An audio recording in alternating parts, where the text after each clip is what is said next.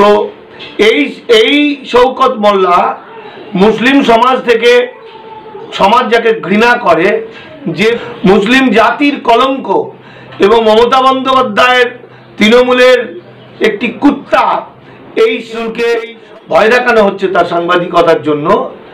এক কথাকার কোন হরিদাস পাল নাকি দুদিনের যোগী, ভাতকে বলে অন্ন, সেই শওকত মোল্লা মস্তান, এই শওকত মোল্লা শাকিরুলকে ভয় দেখাচ্ছে। শওকত সরাসরি করেনি, তার বিভিন্ন চেলা চামুন্ডিরা শাকিরুলকে ভয় দেখাচ্ছে নানা রকমভাবে, তাকে নাকি অনেক কিছু করবে আর কি, ওর বিভিন্ন রকমভাবে ওকে কষ্ট দেয়, ওকে ভয় দেখানোর চেষ্টা করছে। এরা সেই মরুভূমিতে থুতু ফেলার মতো অবস্থা, থুতু ফেলে বান ডেকে আনবে। তো এই শওকত মোল্লা মুসলিম সমাজ থেকে সমাজ যাকে ঘৃণা করে, যে মুসলিম জাতির কলঙ্ক এবং মমতা বন্দ্যোপাধ্যায়ের তৃণমূলের একটি কুত্তা, এই শওকত মোল্লার এত বড় হিম্মত, সে গণতন্ত্রকে ধ্বংস করে গণতন্ত্রের চতুর্থ স্তম্ভ সংবাদ মাধ্যমের ওপর আঘাত আনতে চাইছে লোক দিয়ে। এর আগে আব্বাসকে করার চেষ্টা করেছিল, তার ফলও পেয়েছে।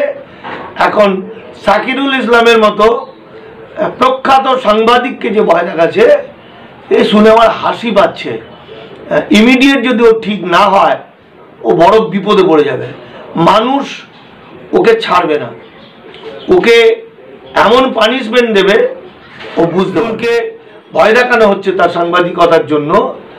এক কথাকার কোন হরিদাস পাল নাকি দুদিনের যোগী, ভাতকে বলে অন্ন, সেই শওকত মোল্লা মস্তান, এই শওকত মোল্লা শাকিরুলকে ভয় দেখাচ্ছে। শওকত সরাসরি করেনি, তার বিভিন্ন চেলা চামুন্ডিরা শাকিরুলকে ভয় দেখাচ্ছে নানা রকমভাবে, তাকে নাকি অনেক কিছু করবে আর কি, ওর বিভিন্ন রকমভাবে ওকে কষ্ট দেয়, ওকে ভয় দেখানোর চেষ্টা করছে। এরা সেই মরুভূমিতে থুতু ফেলার মতো অবস্থা, থুতু ফেলে বান ডেকে আনবে।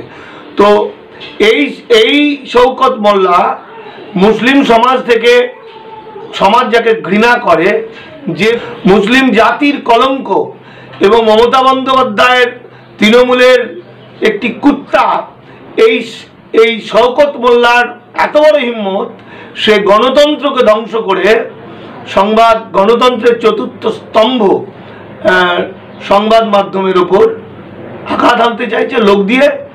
এর আগে আব্বাসকে করার চেষ্টা করেছিল, তার ফলও পেয়েছে। এখন শাকিরুল ইসলামের মতো প্রখ্যাত সাংবাদিককে যে ভয় দেখাচ্ছে, এ শুনে আমার হাসি পাচ্ছে। ইমিডিয়েট যদি ও ঠিক না হয়, ও বড় বিপদে পড়ে যাবে।